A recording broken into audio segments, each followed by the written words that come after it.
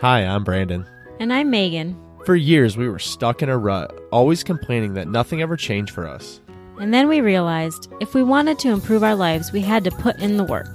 Each week on this podcast, we'll get into an aspect of personal growth, relationships, or just life. Through our own experiences and guest interviews, we hope to inspire you to make your own positive changes. Welcome to the Fools in Love podcast.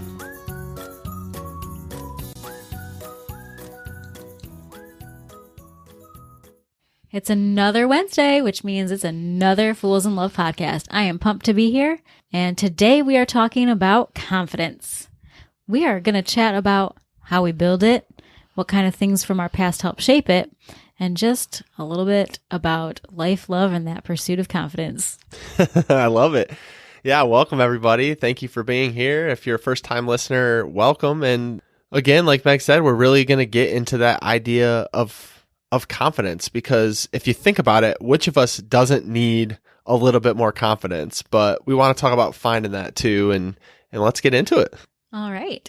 So I don't know about you, Bram, but for me, I think that when I was younger, like real little, I probably had a decent amount of confidence. I don't remember feeling like I was struggling when I was super old. But then middle school hit, and I think that's where kind of your confidence takes a big old crap. Like at least for me. Takes a beating. At least for me it did, exactly. And I think from there, it's just kind of like almost rebuilding it as your life comes into play. Like, does that even strike a chord with you? Yeah, no, it definitely does. It's funny because I always love to tie back, and if you've listened to us time or two, you know, I like to tie back to kids and how kids are, because like as adults, I think we can take a lot of lessons from our kids. Like you were just saying, I mean, you think about our kids, like our daughter wants to be the tooth fairy, an astronaut, a firefighter. I mean, it doesn't really matter depending on the day. And she thinks nothing of that, nor am I going to deter her from that, by the way. But she's like so confident, like she'll bring home an art piece that she did. She'll sing as loud as she possibly can. And she just doesn't care. She doesn't really, she's not affected by like the outside world and how it interacts. And our son's the same way. And so you're right. I mean, when you think about as a kid, I was like, I can do anything. And I remember my parents telling you, Brandon, you can do anything. And I'm like, okay, you can do anything you set your mind to. But then, like you said, somehow in like that middle school stage, you started to get that judgment back. And that really started to knock your confidence down a notch, and then another notch, and then another notch. And I think we all fall into that pattern. And then it's like, then how do you build that back up though? Because like, how do you get back to a place where you can gain confidence? Because I know a lot of us, like we go out there and try new things and want to do new things, but then like the world has a good way of slapping us back. And so how are you like able to kind of be determined, have the grit and guts to just keep pursuing it no matter what? That's a great question. And as I was listening to you talk, I was just thinking about how I hadn't even thought about necessarily like what you want to be when you grow up, but I'm wondering just when, like who and how do you lose that exactly? Like, is it just that you realize the truth along the way that like you can't be anything, or like, because I don't remember anyone ever being like, Meg, it's not realistic to just do anything and be anything you want to be. Like, I don't remember anyone like dropping that truth bomb on me, but the world, I guess, somehow does just come into play and take that from you and take your sweet little childlike innocence and believing that you can be the tooth fairy one day. I think it's just like people project onto you, and they do it a lot of times in like a place where they're trying to help you. Mm-hmm. That might not work the way you want, or they just say sideways comments or whatever it is. And I think that's where you start to learn that maybe what people said isn't true. And I think with that too, just as you were saying that, I think you just give a lot of your power away to other people. Like we're all powerful beings. We all have like that power within us. But along the way, like when people say those things or do those things or judge you in some way, you give your power to them. You give it away. You might give it to your partner or spouse. You might like give it to your parent if they weren't like a really big role model in your life. Maybe a relative. I don't know. But like then you just lose it. Because the reality is, I don't want to sound like completely cliche, but like you can be whatever you want. The only thing really preventing you from that is your like grit and determination. And maybe if you wanted to be, an NBA basketball player like I did, your height, wouldn't really work out. But like most of the things you can do, we just limit ourselves, and we're limited by that lack of confidence. Yes, I totally agree.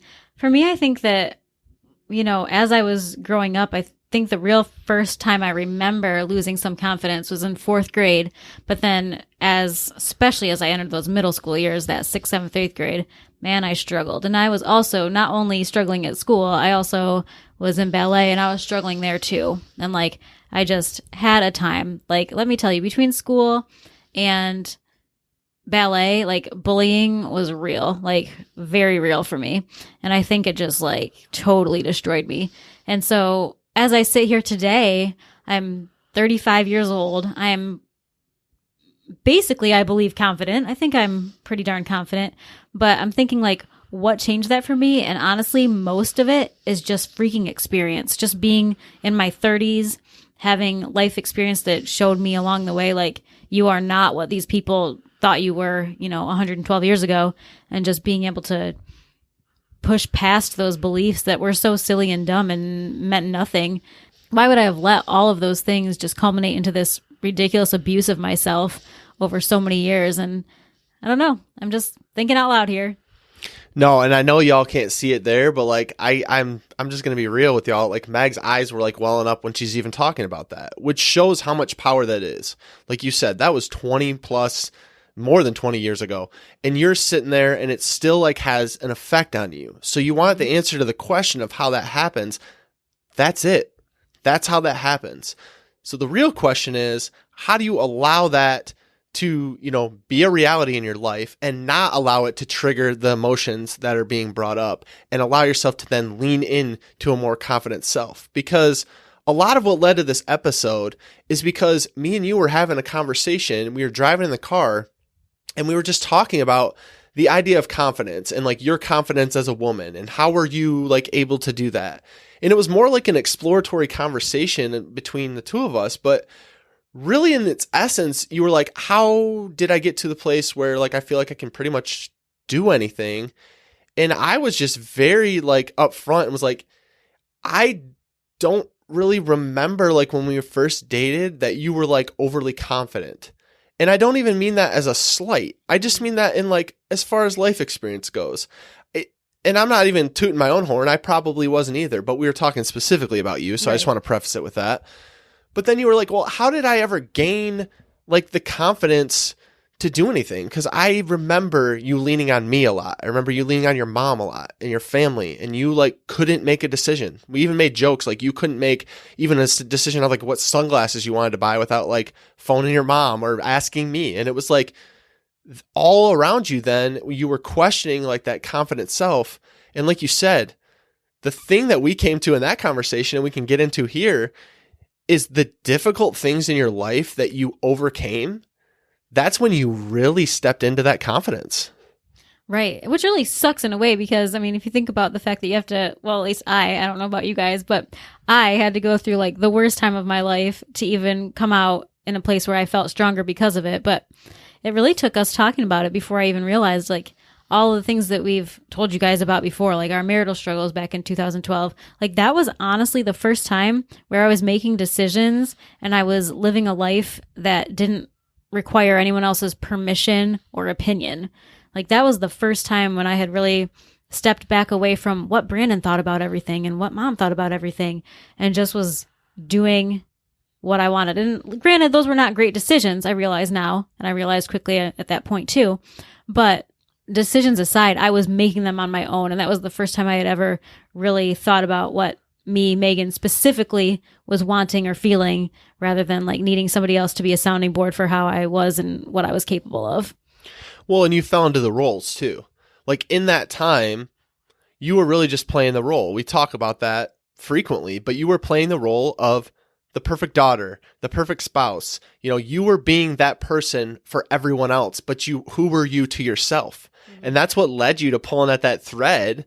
And I don't want to speak for you, but like pulling at that thread to start to question what it meant to be you, what it meant to be in your shoes, what it meant to be in a world maybe without me and how that would be. Because as painful as that time was for both of us, it really like showed you, I believe, that you were capable of doing whatever you wanted to do.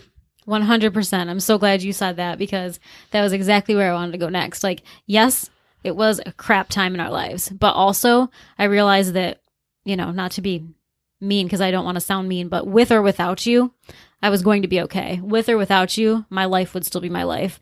With or without mom's opinion and approval or dad's opinion and approval, like, I would still be able to be here and be okay. Like, not struggle in a mental way, not struggle in a physical and emotional way. I would be okay. Maybe not right then, but certainly eventually.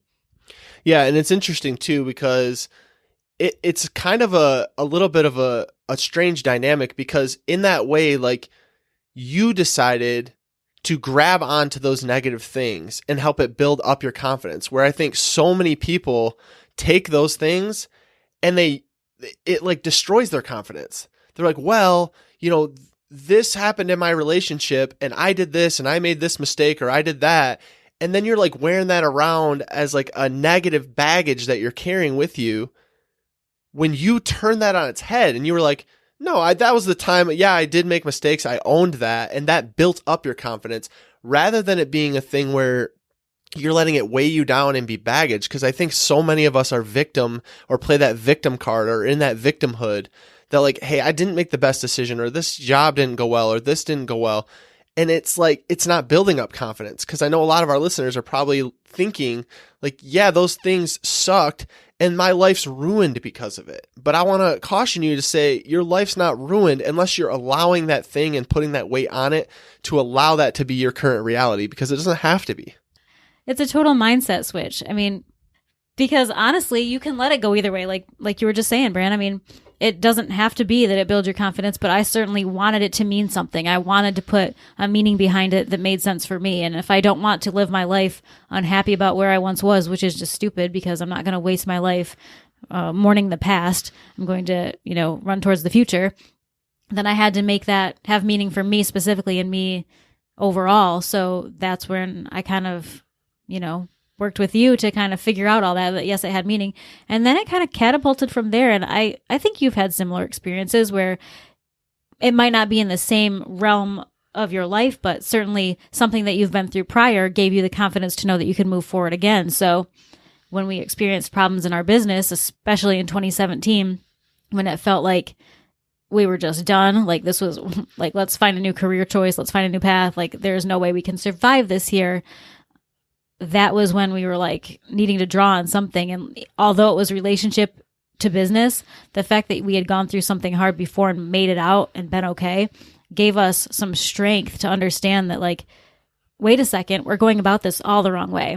Once we've gone through that, let's get through this. It's not the same thing for sure, but we do have an ability to get through crap things. So let's do it again. And so we had to kind of flip the script on that a little bit and realize, like, hey, we can do this too. We don't feel like we can, but let's shift our mindset again and figure this out. Right. And your experience, and like just what you were saying, your experiences and your trials, they're your best teacher. They're like your education for everything that you're doing. Like, as you were talking, I'm thinking about like when I was just like reflecting on my own confidence, it was in all the times where many times, it wasn't always. I mean, there were times where I tried things and they went really well and it built up my confidence that way. But many of the things I pulled from were the times where it didn't go the best. Like when we first got married back in 2008 and we moved to Texas immediately, and that move went terrible. It was a living hell. Like nothing worked out. Meg was working a terrible job. I couldn't find a job. We didn't know what to do. We didn't even know what it meant to be married or be an adult at all. Like we were just out of college. That experience, though, led us to a place where we could then move 14 months later with confidence to North Carolina. And even if we didn't know exactly what was going to happen, we were able to do that. Then I think about times where I like worked jobs that I didn't necessarily love and I got let go from those jobs. That's a terrible time. But in those times, I realized that no, I can create things on my own. I can go create opportunities on my own to make things happen. Same thing with our relationship. Same thing with our business. Like, you just can go down the line with this thing, and all of those experiences could have been a woe is me Brandon story. They all could have been completely different.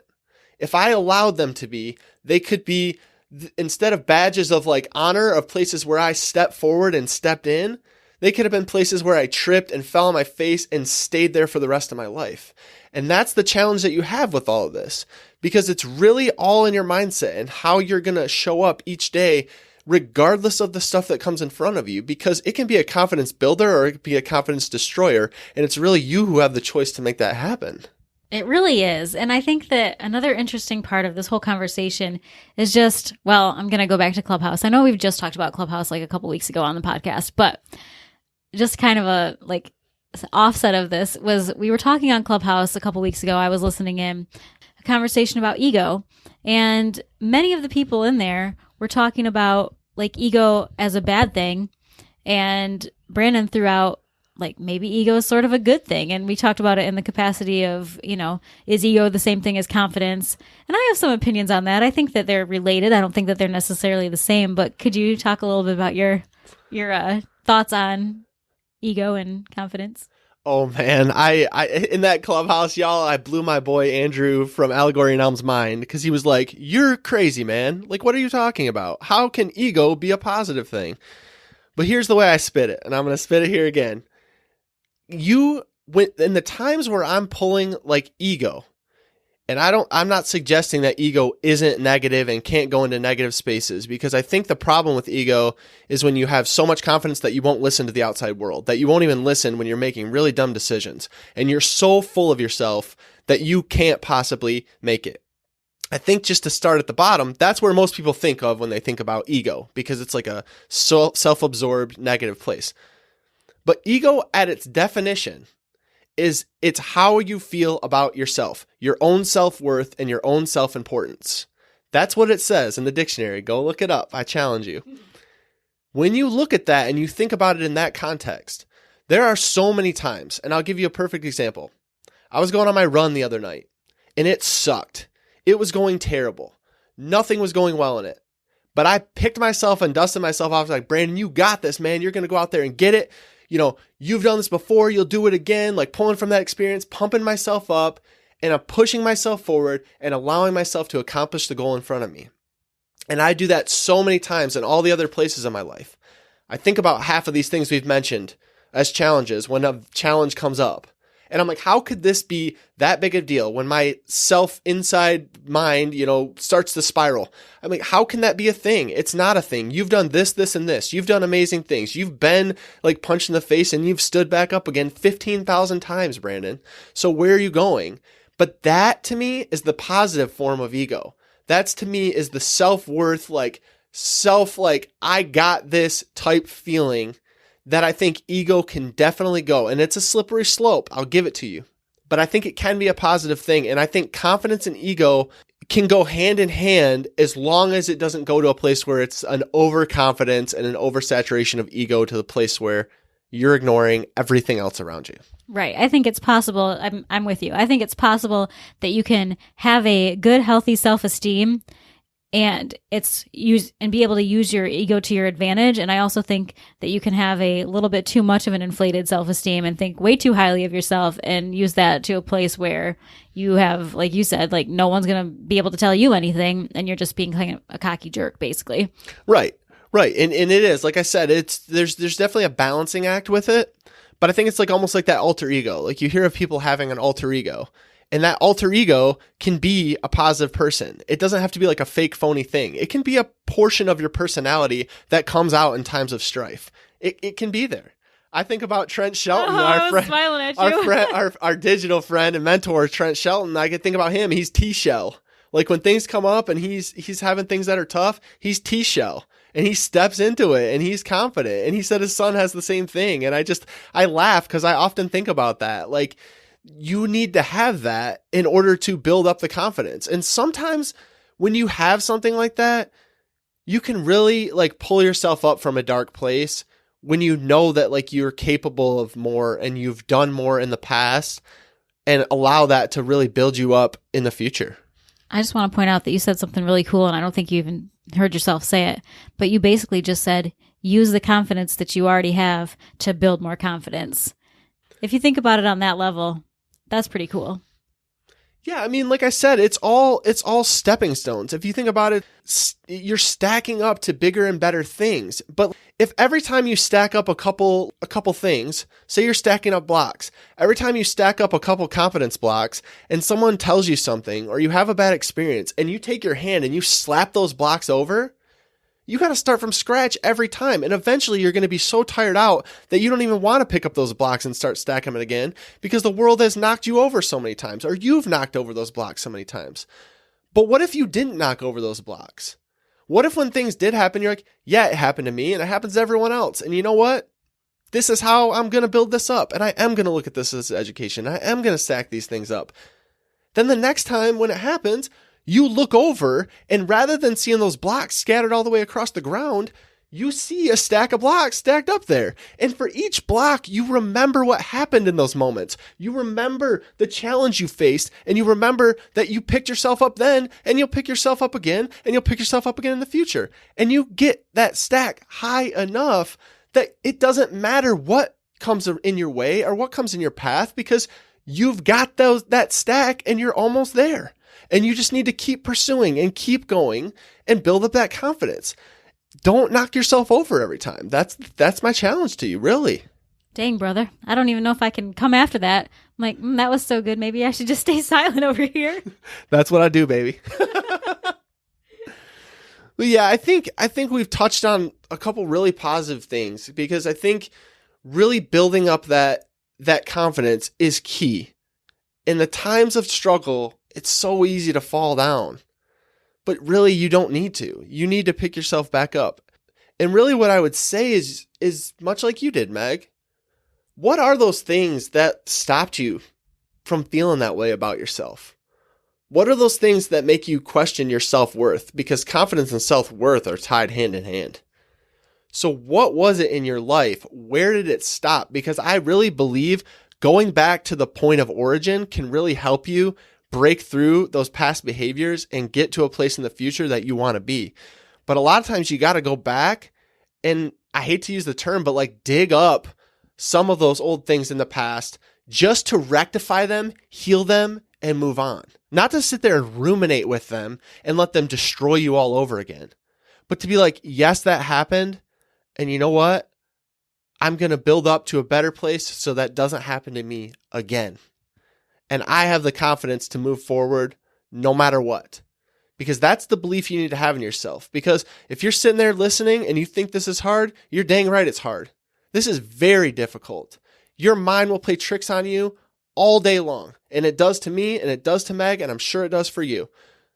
But you got to look that in the face and find the truth in that. And don't let yourself get pulled down to the negative spaces again. Don't buy the lie. Don't buy that belief that you have, because you are worth it. Your self-worth is worth it. Don't let the world or anyone else tell you that you can't do it, because you can. But you have to believe it yourself, because me and Meg can sit here and tell you whatever we want. You've listened now for 23 minutes, which is great. I'm glad you're still here, but we can't do it for you. You're going to have to go out there. You're going to have to grab the bull by the horns and ride that thing. But you have to instill that in yourself, because as much as we tell you, and as much as we try to pump you up, and as much as we try to do that for you, no one can do it for you. You have to build that up, and you have to build it up, like I said, one block at a time. Absolutely. And the last thing we'll leave you with today is just that there are going to be times where you do fall down. Absolutely there are. There always will be. But when those things happen, you cannot let them derail you. Yes, they happened. Yes, allow them, accept them for what they are. Pick yourself back up and go get it again. Hey, B, what did you think of that episode? I think it was pretty dang good. Well, what should someone do if they enjoyed these last 30 minutes? They should probably head over and leave us a review so we can reach more people. They definitely should. Guys, if you like the Fools in Love podcast, please go follow us over on Instagram at Fools in Love Podcast. We'd love to connect with you and learn more about what you'd like to hear.